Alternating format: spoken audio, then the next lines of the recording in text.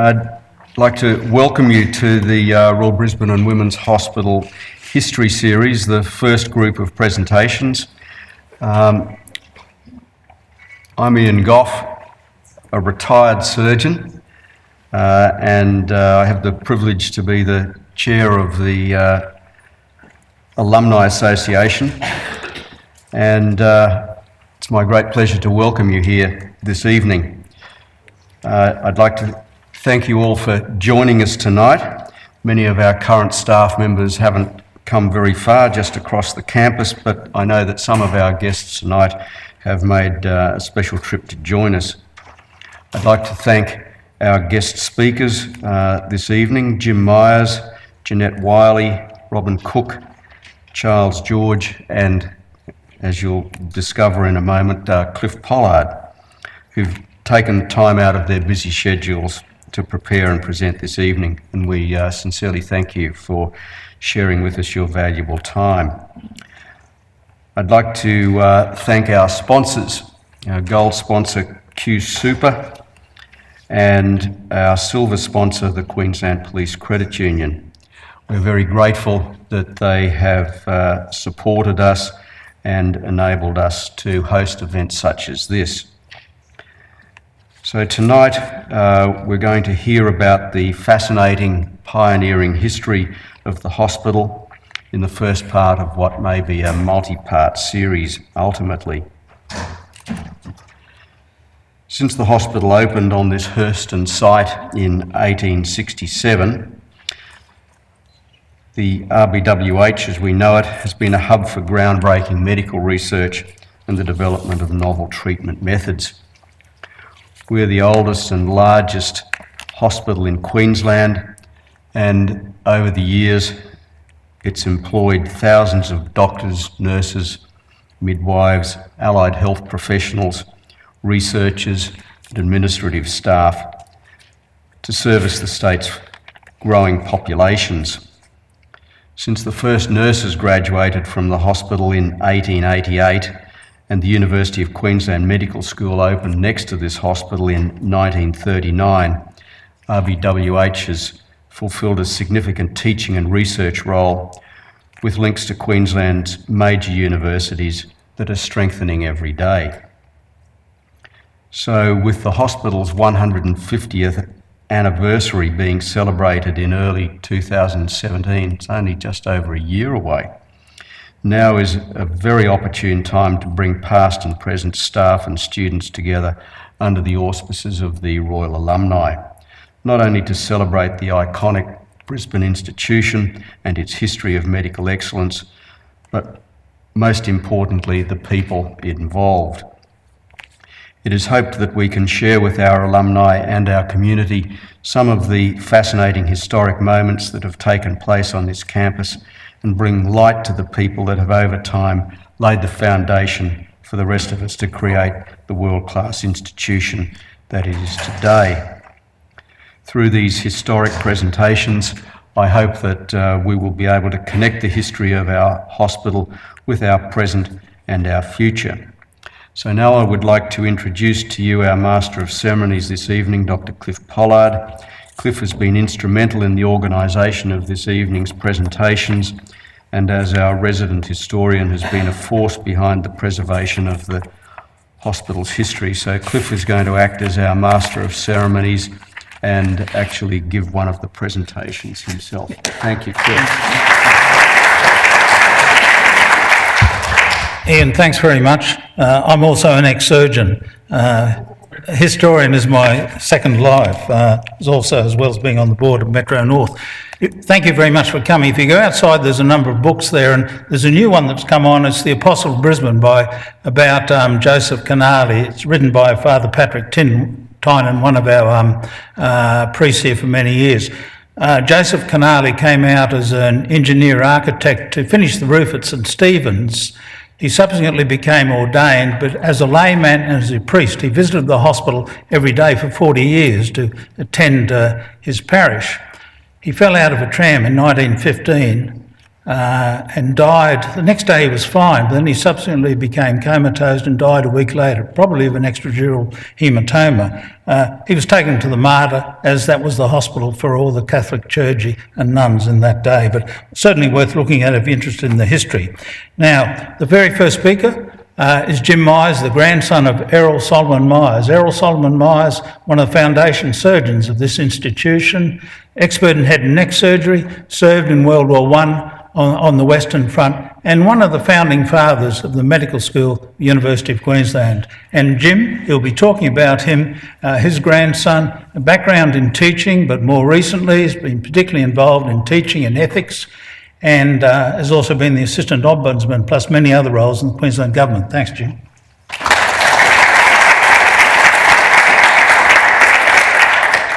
Thank you, Cliff, and I hope I can live up to that big introduction. Public servant, you're probably going to be bored to death. I'll try not to do that. I'll try not to launch into public services and keep it real. It's a great honour to be invited here tonight, and I'd like to thank Emily and the Foundation and Cliff for inviting me along.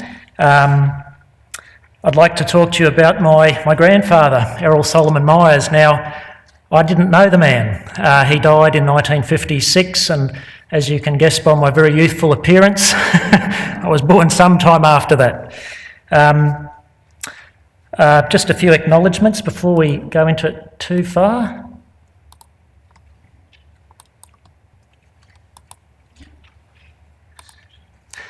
First of all, just an acknowledgement to the traditional owners on whose land we're gathered here this evening, and my respects to elders past and present. I'd also like to pay some respects to some of my family members. You can see them gathered up there in the central slide. I'll see if this pointer works, Emily. Yes. Might be a little bit too distant. Oh no. That's the eldest boy, Jack. He's passed away now. Some of you might have remembered Derek, third eldest. He's passed away sadly too. The daughter, Alison, we called her Pally. My father, Rod, who died in 1969, Errol's wife, Myrtle, and his mother, Savine, who raised him as basically a sole parent, which is interesting. Moving on, the title of tonight's speech is "Has Time Healed All Wounds?" And some of you may be intrigued by that. What wounds did ES suffer? Well, he certainly suffered some in World War I, I'll tell you about those. But he also suffered wounds to his reputation and career because he had a nasty habit of what we Myers sometimes call speaking the truth to power. and you'll see that got him into a bit of mischief. So let's move on. Bit of a caution, you are not receiving history from an unfiltered, unbiased source. I am E.S. Meyers' grandson, so you'll maybe detect some bias in this talk. There is a beautiful pamphlet out the front there on E.S.'s life, and there's a collection at the State Library of Queensland, which is going to be added to shortly, which has a whole lot of fascinating information about his early life. But just a quick summary, he was born on the 9th of August 1890. His mother, Savine, was the daughter of a hotel keeper. They were Prussian immigrants. They immigrated to South Australia. His father, Ernest Ralph Meyers, was a dentist from Liverpool. He didn't hang around too long. They were married in the Brisbane synagogue, and shortly after he took off to Western Australia. So Errol was raised by his mother. That's his younger brother there. Errol's the tall one in the beautiful hat, and that's Leslie. It's not a girl. That's Leslie, his younger brother, who ended up becoming a postal officer. There he is looking dapper down the bottom there in his student days. Let's move on to his school and professional life. He attended Brisbane Grammar School in his high schooling years after he attended the Southport State School. His mother ran the Pacific and Grand hotels at Southport. So you can see there an interesting comment. Obviously a future doctor in the making. That's an actual report from the Brisbane Grammar School headmaster, the Reginald Hubert. My next eldest brother has the same affliction, so it must be a genetic problem. Did pretty well at uni. And there he is, 1915, probably somewhere up there, looking very dapper in his white gear as a resident medical officer. He also did some GP work over in South Brisbane. He was the first licensed teacher of anatomy in Queensland, and he taught dentists, and there they are having a bit of fun with someone who's suffered from some terrible extractions. Oh, that's a bit busy. Just a few things. Let's pick out a few things. You might guess from the surname that the Meyers family were Jews. He married Myrtle, who was an accountant from Sydney in the Great Synagogue in Sydney in 1920. 1921, he was appointed honorary assistant surgeon here at the Brisbane General. As Cliff said, he specialised in head and neck surgery, but did an awful lot of other things too. There's an awful lot of published papers on all manner of surgeries, including one my uncle told me about, where a gentleman was thrown from a horse and impaled on a very sharp object, and Errol was able to close the wound. And I think there's an international published paper on that. Not very pleasant. There we go. First licensed teacher of anatomy. In 1941, he was elected Dean of the Faculty of Medicine, which was usually the prerogative of a professor. He got an honorary title later in his career, you'll see, but he was a surgeon, and a great honour to be appointed a Dean. And a whole lot of medical words there in the last one, which I won't even attempt to pronounce, but I'm sure means something to medical people. And as I said, very versatile surgeon, apparently very well known and well respected for surgery. More respected for teaching. Very eminent career in World War I, enlisted in 1917, so was already a doctor, signed up. He served in France. He was the regimental medical officer for the 41st Battalion, which was a battalion formed amongst Queenslanders and northern New South Welshmen. We let a few of those in. He fought around the Hindenburg line towards the end of the war, very nasty, bloody battles. He was wounded in action. He was gassed twice. Apparently, my Uncle Jack's neighbour fought with him in the 41st, and they said one of the gassings, he just leapt up into no man's land to look after a wounded soldier, and they didn't see him again, so they sent out a search party and found him. Would have died had they not got him back. There's a very nice book published by the intelligence officers from the 41st, and they made a nice comment there. They said the RMO, Captain E.S. Meyers, did splendid work under the most trying circumstances, often dressing casualties under heavy shell fire. Indeed, he appeared to be indefatigable. By carrying on so gallantly, he has earned the sincerest admiration of all ranks. Probably not great senior ranks, if I know my grandfather, but certainly the military men looked up to him for his hard work in saving many lives. He was promoted Major, and he finally retired with the rank of Lieutenant Colonel in the Australian Army Medical Corps and a foundation member of Legacy. He's most known and most remembered for the hard work he did in pushing for a medical school in Queensland. They started planning, drew up plans and worked hard. In 1932, as president of the BMA, they really annoyed the government to try and get it happening. And finally, in 1936, lo and behold, we got a medical school in Queensland. This is how we got into trouble. After the Labor government was ousted and the opposition came to power, as governments tend to do, they decided to pick on the former guys and see how hospitals were run. And Errol had the honour of representing the medical profession, spoke the truth to power and got people very upset. How dare they criticise the administrators.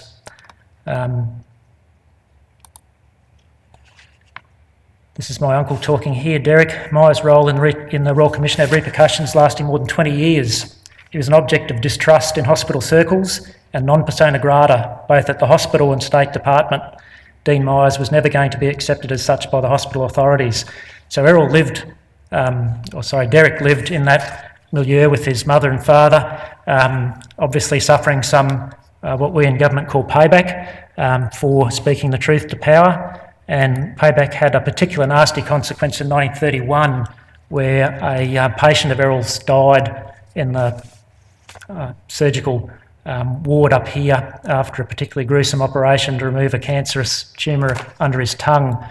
And this information found its way to the Truth newspaper and pressure from certain parties, and we have a Royal Commission featuring Errol's surgery of this patient. Eventually came out all right, but obviously a lot of reputational damage suffered as a result of that. Historians will tell you, good primary source of evidence there. I think that photo sort of captures the regard that those medical students had for their Professor Joe. He was a great fighter for the interests and the welfare of students and for good medical education in Queensland. Got into trouble again. He got up the nose of the powers that be at university. I think my colleagues, my two young medical students from the UQMS who are here tonight could sympathise with this. This is Errol talking to the powers that be at university. Pedagogically speaking, it's unwise to overload the students with myriads of facts. And I know as a teacher of anatomy for over 30 years that the parts of anatomy students should really know are forgotten by the time they come to apply them. Don't tell university administrators to change the curriculum. It got a little bit worse than that. Relations really broke down, and I've got the original correspondence copies at home, and he gave him a bit of a serve there, basically saying that he'd been denied a hearing by the university authorities. He was the dean, he was trying to get things going well for the students. And he reminded the University Senate of something that I sometimes say to some of my powers that be, that power corrupts and absolute power corrupts absolutely. Don't remember that phrase, ladies. And that's him giving a really big serve back to them, to the university administrators. This explains why there are no buildings named after my grandfather at the University of Queensland. It did get better, and as often happens, people are remembered more fondly after they've gone. The people who most, I think, revered and appreciated his work, apart from his patients, many of whom lived, were the students, and the University of Queensland Medical Students Society, UQMS, have every year since his death held a lecture in his honour, which I'm told is the largest public lecture in Queensland. It's had speakers including Imran Khan, Jeffrey Archer, Edmund Hillary, Victor Chan, and a whole range of very notable people presenting. Justice Michael Kirby, he gave a great talk. This year we have Professor Megan Davies from Sydney University, first Indigenous woman elected to the United Nations, giving a talk. 29th of September, small plug. And certainly his legacy has lived on through this lecture. It's lived on through the medical school. No doubt there are many people who are offspring of people today that my grandfather saved through his surgery. And he certainly has a revered place in our family, even though many of us never got to meet him. We inherited all those bad traits, and we continue to annoy those in power. Thank you.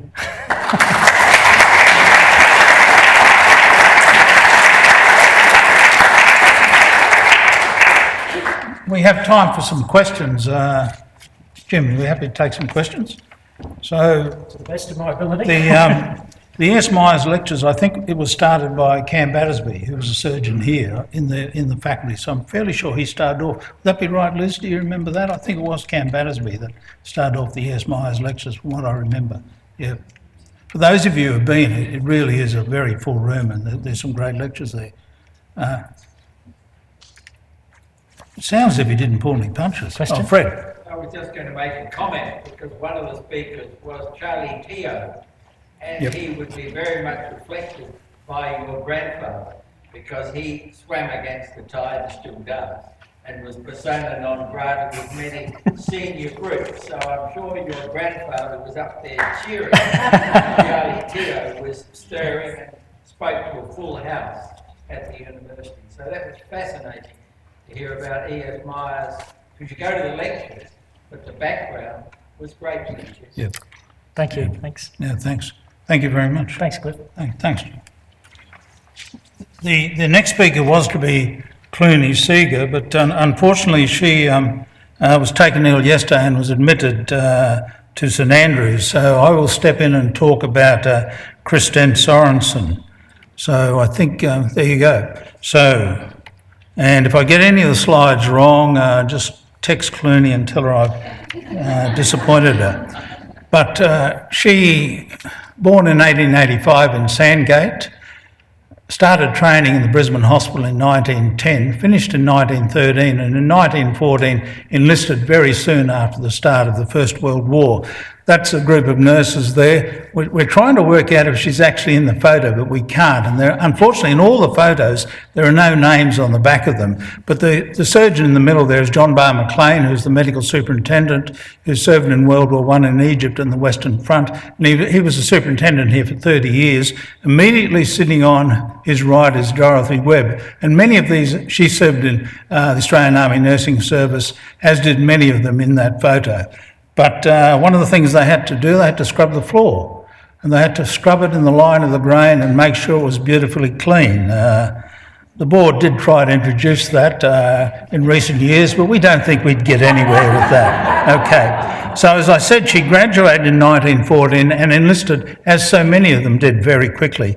This is the Cairo. This was the hospital ship. You can see it in white with the painted cross there. Brisbane River, 21st of November 1914. It's taking the first Australian General Hospital, would pick up the second from Brisbane. The nurses and the doctors would pick up the second Australian General Hospital from Sydney, the first and second Australian casualty clearing stations, and also stationary hospitals, and the first Australian casualty clearing station, mostly Tasmanians, and that would serve on Gallipoli for the 9 months, really never leaving the beach for that period of time, had a very small area of land. Very interesting. There's a lot of books written about that trip, and the Melbourne surgeons couldn't stand the Sydney surgeons.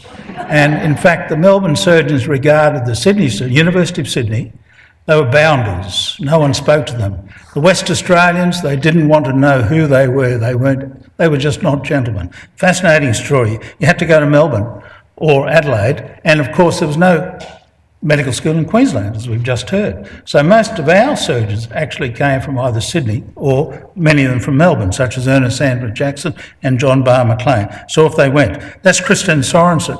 What she did, many of our nurses were actually seconded to the British Army, to Queen Alexandra's Imperial Military Nursing Service. So she was seconded to them, served on the hospital ship, the Guildford Castle, which brought the wounded out of Gallipoli to Egypt, to Lemnos subsequently, and to Malta. But she also served on some of the hospital transports, going after spending some time in Pune in India and in Abyssinia. She was also on some of the transports bringing back the wounded to Australia.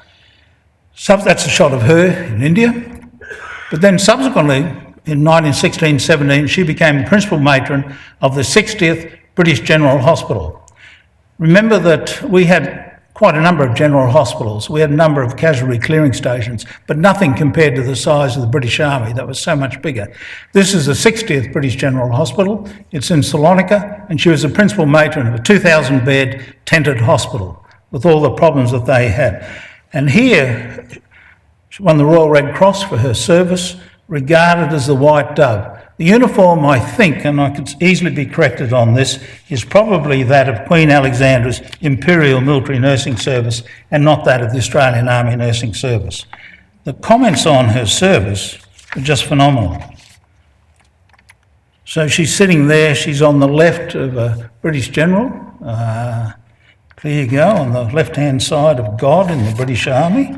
And it was said of her that quite a number of cases she actually dragged back out of the grave by her assiduous care. After the war, she came back.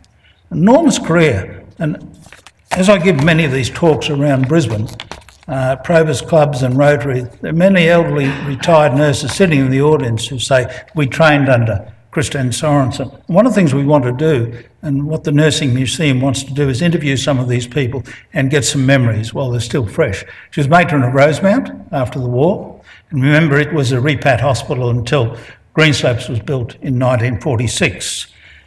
She then went to the Hospital for Sick Children, and then in 1928 came to the what was then the Brisbane Hospital, but it was the Brisbane and South Coast Hospitals Board, from Brisbane to the Gold Coast, the border actually.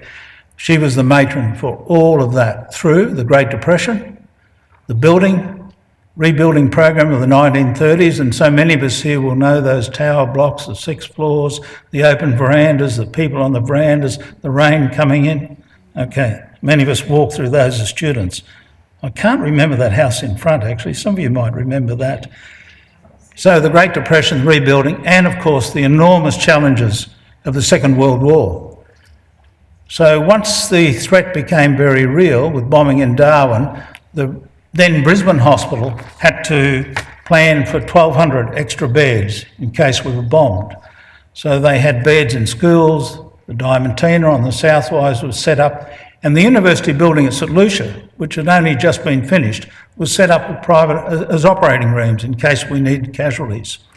The Brisbane and South Coast hospital boards had to look after at least 160 first aid shelters around and about Brisbane, where there were bomb shelters and first aid staff there. So they had to supply them with people and with equipment in case they were needed. A huge effort she was responsible for, along with the board at that time. A tremendous job. Fortunately, nothing happened. And of course, the exhibition ground was a staging post for all the Allied forces coming through there. Enormous camps here. She oversaw all that. Very enthusiastic about training of nursing, keen to make sure that the nursing school here was one of the best in the country. And there's a great story about her that Clooney's told me I must tell. So is Marcia here? That's her. Is Marcia Cowley here? Is she actually here? She was going to come, but apparently when she was a student nurse, you had to boil the urine to test it. They didn't have any of those nice little strips.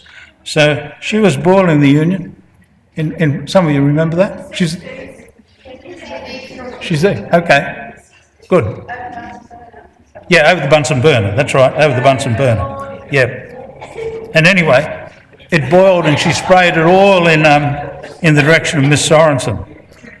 And fortunately, she was able to jump out of the way before she got splashed in all of this.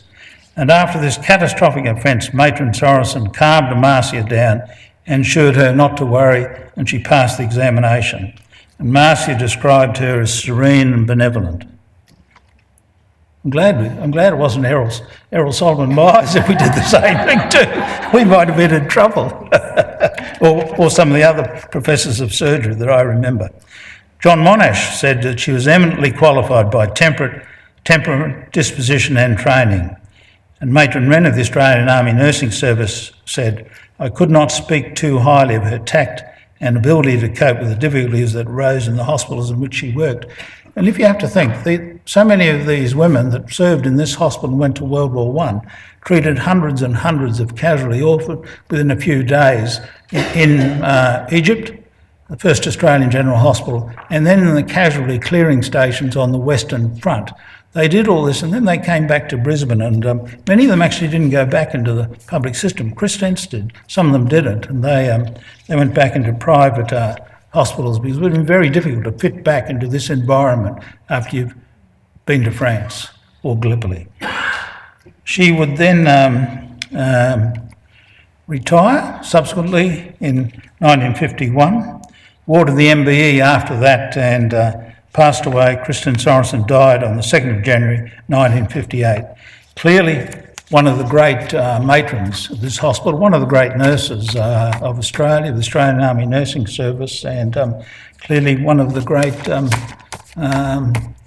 girls to come out of Sandgate. You could ask me some questions, but I'll see how I go. I've finished well ahead of time.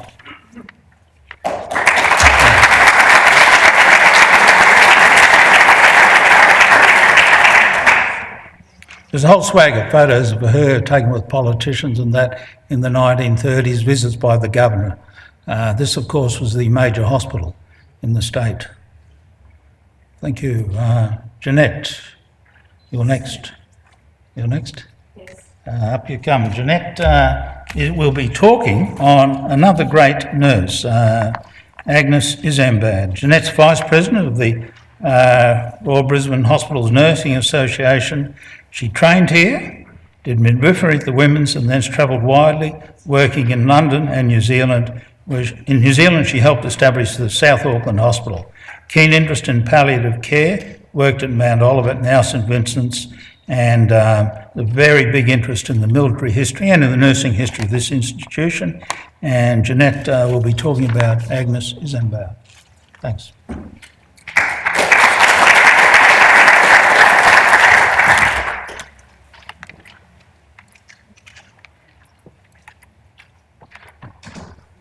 That's me. Hi, thank you for coming and thank you for your interest in the history of this great hospital of ours. When the Brisbane Hospital moved from George Street to Herston in 1867, the hospital committee searched for ways to improve patient care. The nursing care was inadequate, so they appointed Sister Annie Miller. Sorry, this is the first time I've used one of these, so be patient with me. Annie Miller was one of Florence Nightingale's recruits. The Colonial Secretary in New South Wales had asked in England that some of Florence's nurses come out, so Annie was one of those. She took up the position in February of 1871, but she resigned after 1 month. She was apparently a rather temperamental woman and quite unable to cope with the power struggle when the medical staff were unwilling to hand over any of its responsibilities to the nursing staff. Things went from bad to worse during the 1870s, with the old fever wards filled to overflowing, with typhoid spreading rapidly. Standards slipped. An untrained matron resigned in 1876, and the next head of nursing was dismissed for alcoholism. Our guardian angel came in the form of a very young Dr. Ernest Sanford Jackson in 1882, who ensured that nursing at the hospital was permanently reformed. New fever wards had been built in 1880 and were still filled with typhoid sufferers. When Dr. Jackson took charge, he visited the fever ward to find no nurses there. They were all at lunch. He initiated a roster system, insisting that one nurse be in the wards at all times. He disciplined the night nurses for sleeping on duty. Now, a lot of the nurses didn't like this. A lot of the nurses actually threatened to strike, and quite a lot of them actually left. So life could not have been easy for Dr. Sanford Jackson, who failed to attract any trained nurses to Brisbane until 1885, when that's the typhoid. I'm no good at this, I tell you. When Mary Whedon came, she was appointed head nurse, and together they began to improve nursing care. Domestic and nursing duties were separated, and the nurses were introduced to uniforms. A code of behaviour was put into practice, and nurses were educated. Dr. Jackson lectured in medicine, surgery, anatomy and physiology, and Miss Whedon lectured in bandaging, first aid and practical nursing. Their courses lasted for 18 months, and the first exams were held in 1888 and certificates were issued. In 1889, sisters were required to remain in the hospital for 12 months after completing their training course. Miss Whedon resigned in October of 1890 to take charge of a private hospital in Tenerife. Miss Elizabeth Cross succeeded her. Still, the typhoid patients poured in, and a special fever hospital was established in Victoria Park to house the overflow.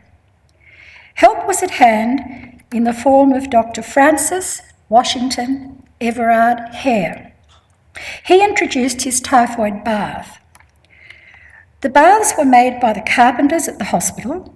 They were lined with galvanised iron, filled with 75 gallons of tepid water, and moved around the ward by nurses. And we think our job's heavy. If a patient's temperature went above 102.2, they were stripped naked, sponged in iced water, placed on a canvas stretcher with a little pillow, and lowered into the water for 10 minutes.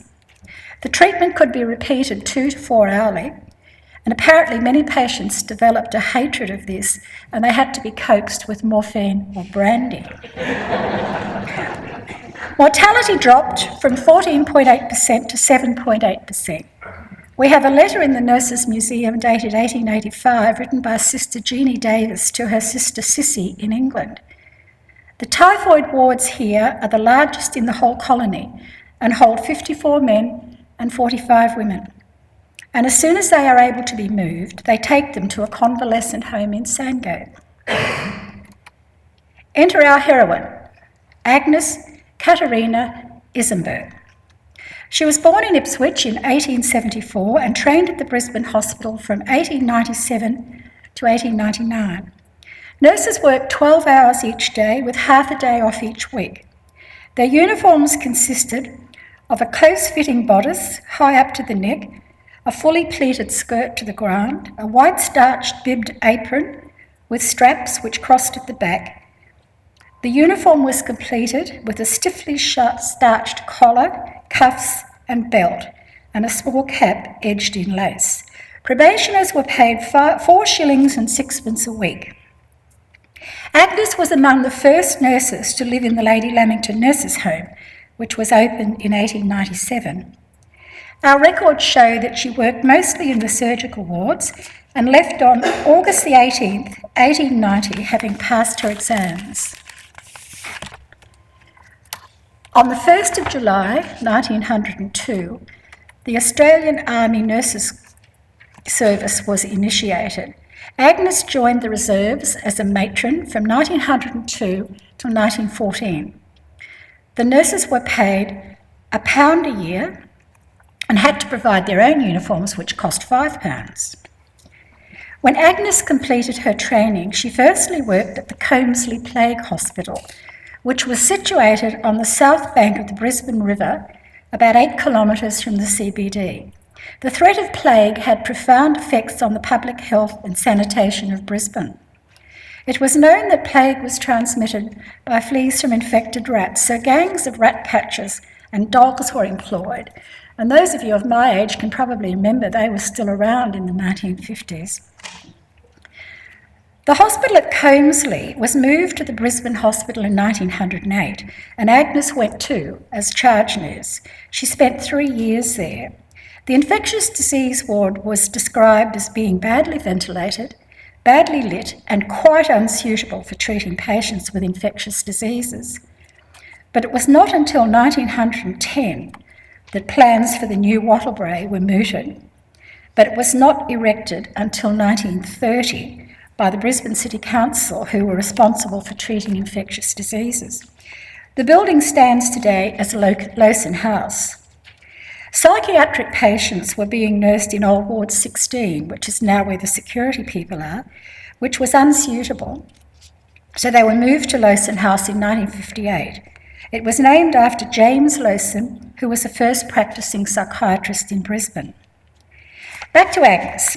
And in 1911, we find her as matron of St Mary's Private Hospital in Ipswich, where she remained until the outbreak of World War I.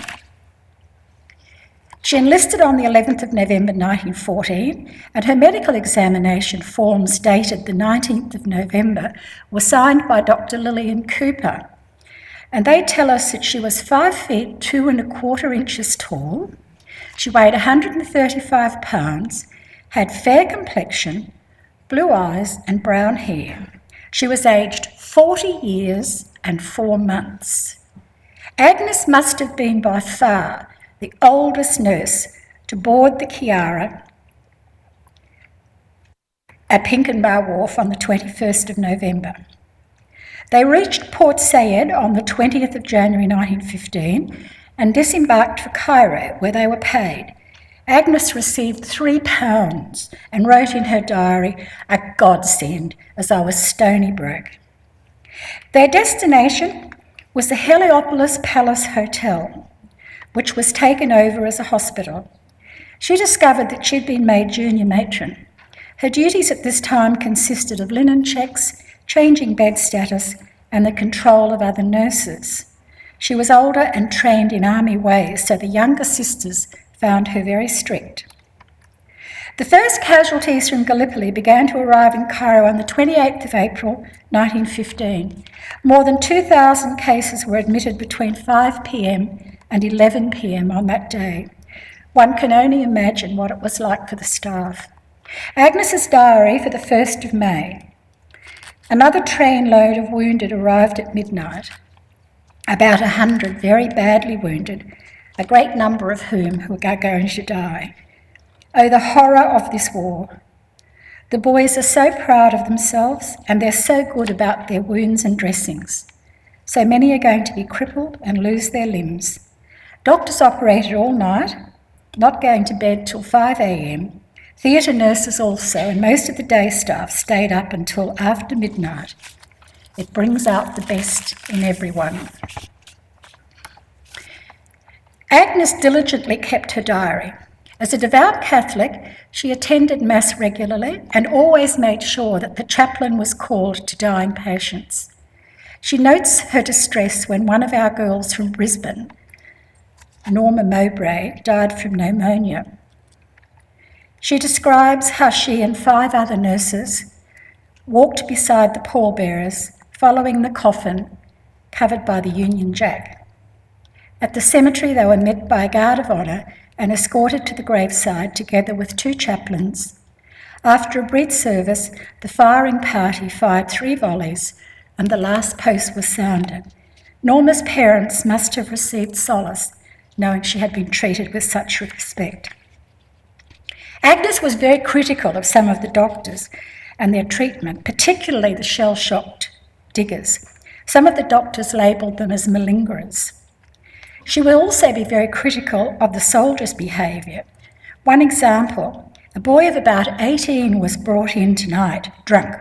I told him he should be put over his mother's knee and smacked. On May of 1916, Agnes was transferred to number 3 section Sea Transport staff as matron, a post she held until she was discharged as medically unfit on the 5th of September 1919. She had a goiter and she suffered from cardiac arrhythmia.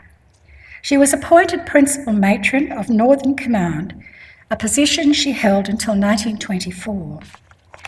She never married, and she died in June of 1956. Agnes's diary paints a tragic picture of what it was like to be a nurse during the war to end all wars. Can I just conclude with a quote from the Christchurch Star, dated the 3rd of November 1915. While men fight one another, women tend the wounded, and there can be no doubt at all that theirs is the nobler part. Naturally enough, the eyes of the world are on the firing line, and sometimes the work of the nurses from the very firing line to the hospitals is overlooked. It was ever thus. Those who scar the tree of life, a great thinker once said, are remembered by the scars, but those who water its roots have nothing by which they may be known. But theirs is the tree. Thank you.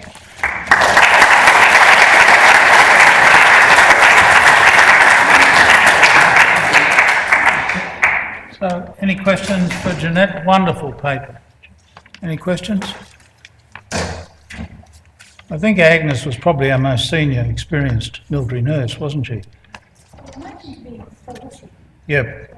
Yeah, she'd enlisted very early, and when the first group was sent to Gallipoli in the First Fleet, they kept her back, didn't they? So she would go with the Cairo to give them the benefit of her experience. Thank you very much. Wonderful and moving. So our next speaker is Professor Robin Cooke, anatomic pathologist. Robin was head of the Department of Anatomic Pathology here at the RBWH, the RBH before that, for 23 years. And prior to that, worked in New Guinea as an interest in infectious diseases as well as pathology, and also has a major interest in looking at the specimens from World War I. Robin's been able to get autopsy specimens from soldiers who were killed in World War I and is working on those at the moment. He'll be talking about Dr. Edward Holbrook Derrick in Q fever. Robin, thanks very much. Thanks, Cliff. Ladies and gentlemen, I'd like to tell you about Edward Derrick and what he did in my lifetime. But first, let me tell you about the state of pathology in the first and second quarters of the 20th century. Scientific medicine, as we know it, was formulated in the second half of the 19th century, 1850 to 1900 or thereabouts. Towards the end of this period, the great discovery was that many diseases were caused by living organisms. The new specialty of bacteriology was being promulgated by Louis Pasteur from Paris and Robert Koch from Berlin. Closer to 1900, the French physician Alphonse Laveron found living organisms in the blood of patients who had the clinical condition that was recognised as malaria. This was called malaria because of bad air from the swamps. This was one of the new infectious agents, parasites. The English physician Patrick Manson showed that filariasis, which was a parasitic disease, was transmitted by the bite of mosquitoes. And Ronald Ross followed up by showing that malaria too was transmitted by the bite of mosquitoes. This opened the way for a new specialty, entomology, with a study of vectors and how can they be classified, what are their habits, and how can they be controlled. In Brisbane and in many other parts of the world, there were doctors who would not accept this explanation for the cause of disease, and there were many fierce public fights between doctors in Brisbane who believed the researchers and those who clung to the teaching that disease was caused by miasms in the environment. One of the positive results that came from the terrible conditions under which the soldiers of the combatant armies in World War I suffered was that clinical doctors were taking detailed notes and pathologists and lab workers were taking meticulous cultures of all the wounds and other conditions that were prevalent. Reading the history of the war with a medical eye, it's clear that this resulted in the proper correlation between the clinical and the research laboratory findings of the previous 50 or so years. And now let me set the scene of pathology in Brisbane in the first part of the 20th century. Enter James Vincent Dique, who was a Queensland doctor who served with the army in World War I. And here he is in the centre of this first group of medical students to do pathology. At the end of the war, he took a 6-month rehabilitation course in clinical pathology at St Bartholomew's Hospital in London. Then he, like all the others who had been doing laboratory work during the war, returned to civilian life, and they had to try to earn a living by doing clinical pathology. This was a new specialty, and it took years before its value was realised by doctors and the public. Pathologists had to do other work to be able to pay for their pathology tests. In 1918, when he returned to Brisbane, there was no position for a pathologist in Brisbane, so he took jobs as GP locums and giving anaesthetics. The other way that pathologists earned money in those days was by doing bacteriology tests on water and food for city councils. The payment for clinical tests and anatomical pathology did not exist. So in 1919, he was appointed to establish a pathology service at the Mater Hospital. This was an unpaid job, and so he started up a private practice. Now on the left we have the 8th report of the Mater Hospital, and here we see that they notified the fact that James Dewey was appointed the honorary pathologist. These are some of the tests they did in 1919 and in 1924. You'll see that there were not very many tests offered, and there were not very many tests completed, either in 1919 or in 1924. Now, in 1925, he established a histopathology service at the Brisbane General Hospital in a laboratory that was first established in 1911. Here's the first histology report in the Brisbane Hospital. You'll see that it's light on for clinical history and gross examination. Rectum.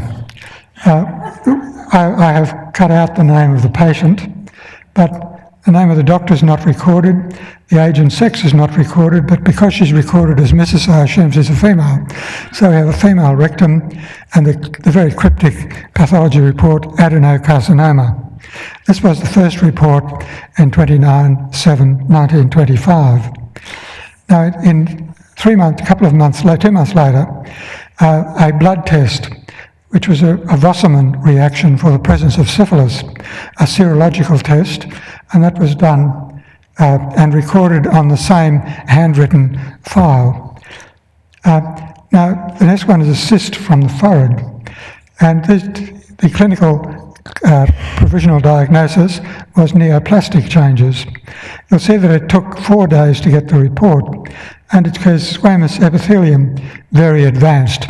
Now, I'm not quite sure what that really means, but probably it was a squamous cell carcinoma, but who knows. Dr. Whedon again. Dr. Whedon, this is the uncle of David Whedon.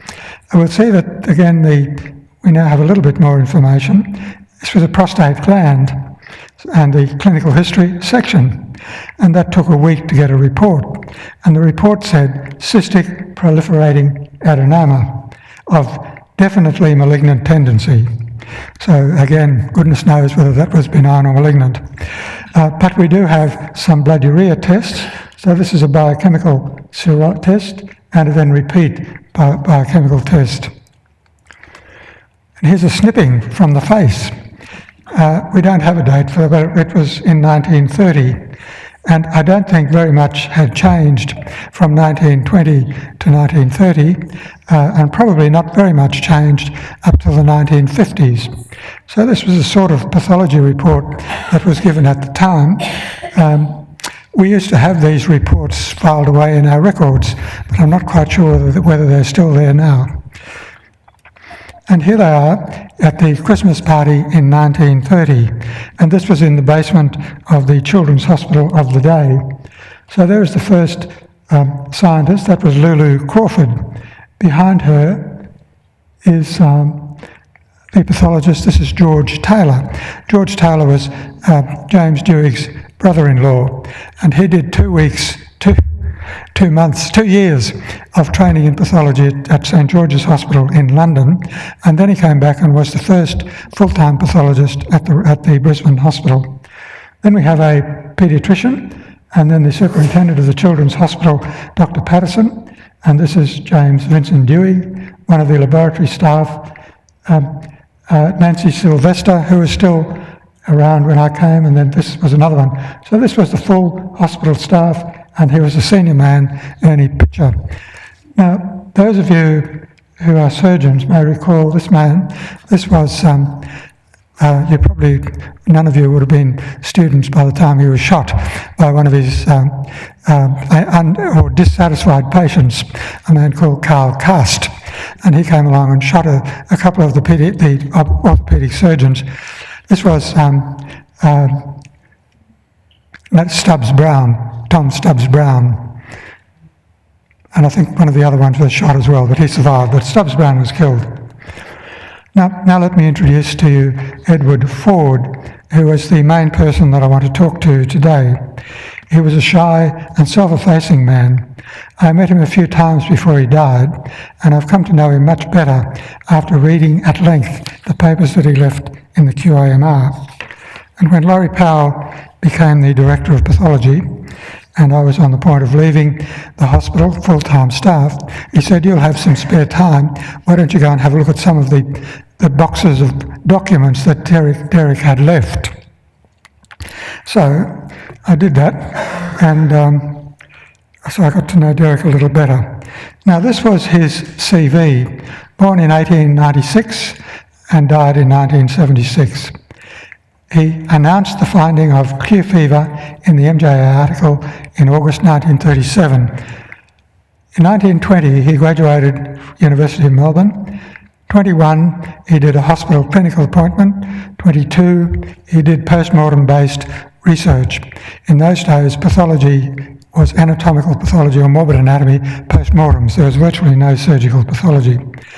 In 1923, he went to London looking for a job, and he had trouble getting a job in London, and I think he was assisted in getting a job in the pathology department by Conrad Hirschfeld, who was working as a surgical registrar there at the time.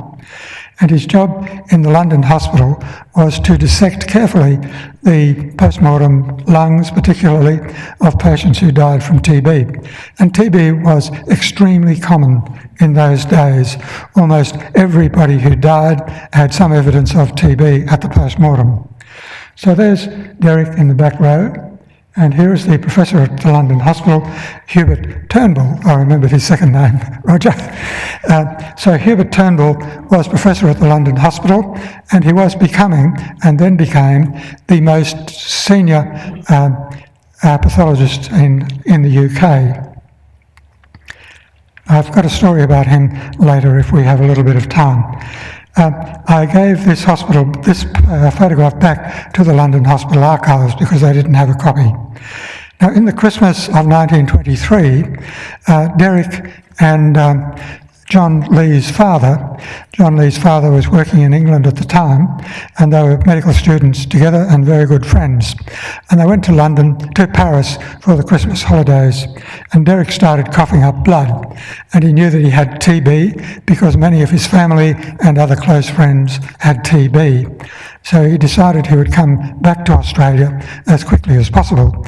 So that was on a ship. And then he decided that if he was going to die, he wouldn't pursue his pathology, he would do general practice. So for the next 10 years or so, he was a locum general practitioner up and down the east coast of Australia, probably spitting his acid fast bacilli all over his patients. But his last appointment was in 1935 in the Irvine Bank Hospital. There was a tin mine at the time in Atherton Tableland. And as you know, mines have, as they are now, have a great tendency to disappear, mining towns. So by this time, having survived 10 years, he must have decided that he was not going to die from TB. So he married the matron of the hospital and obtained a job in Brisbane. So here is the throbbing heart of the tin mine in Irvine Bank in about 1935. And you'll see that these general practice locums must not have had very much experience of either clinical medicine and certainly none of pathology. So this is the hospital of which he was in charge at that time, and there's probably one of those is his future wife. Now, enter Rafael Salento, 1893 to 1985. Some of you, I doubt whether any of us would have remembered Rafael himself, but they would know some of his sons and daughters. Now, Rafael had become an expert in public health and tropical medicine after working for a number of years in New Guinea, in Rabaul, and also in Malaya. And then he was appointed the Director General of Health and Medical Services by William Forgan Smith, who was leading a new Labor government in Queensland in 1934. And he had big plans to develop a state-run service which provided the state would look after everybody. And there was a very nice report from the health department that I found in Derek's papers describing what they were doing in the first 3 years that they were in government. And they had done all sorts of things and developed everything, and they were going to be all things to all people. This was the welfare state. And when people look at the problems of nursing, of asylums and orphanages and everything now, they should really look at them in the spirit in which they were set up by this very active Labor government. They were done in the very best of good intentions, and everybody they employed was the same nature. But we're judging now without taking account of what was happening in the past. So, here's Rafael Salento. about that time. He saw the need to have a medical head of the public health laboratory that had been in existence since 1898. What was called a Bacteriological Institute was established about this time to investigate outbreaks of plague in Brisbane. So there were a number of small outbreaks of the plague, and there was a lot of infighting between doctors as to how you diagnose the plague and all that sort of thing. But their test included, so what they did mainly was the plague. And then he convinced, so this may sound familiar, he was the Director General of Health, so he wanted to appoint somebody new to the job of government pathologist. At that time, the forensic autopsies were done by a whole lot of part-time medical staff who were recruited and paid. So Salento said to the government of the day, who were questioning how much money they were going to be paying, they were paying this man an absolute fortune, which was the smallest salary in Australia at the time for that sort of a job. But anyhow, Salento said, well, if we sack all these full-time people and then we appoint him, we'll get him to do all those things and also look after the laboratory, and we'll be saving money because we'll be spending less money on his salary than we were on the part-time people. And that, I think, is still fairly par for the course. So this is Ted Derrick at about the time that he was appointed to the job of pathologist. Now, considering the state of pathology and probably most other aspects of medical practice in Brisbane at the time, and the CV of the applicant with no recent work in pathology, how could anyone have predicted the national and international honours that this man would receive, and how much he would contribute to the advancement of medical science in Brisbane? And his legacy can be seen in the current Queensland Institute of Medical Research and elsewhere. So immediately on his appointment, he was using all the tools of morbid anatomy, histopathology, experimental pathology, bacteriology, parasitology, entomology, serology and epidemiology, all of which were being developed in the best universities in Europe and in America, but not exactly in Queensland. So he was also dealing with newly recognised organisms. The Rickettsia had just been introduced, viruses had just become known about in 1930. So, in July of 1935, he was appointed pathologist in Brisbane with a staff of 4. None of them had tertiary education. And this laboratory would be condemned on every modern criterion, doing the public health work and the forensic work for less money than had been paid in part-timers before him. Now here is his laboratory and the laboratory staff. It was on the second floor of what was then the Department of Health and Home Affairs. It's now the sandstone building that's run by that's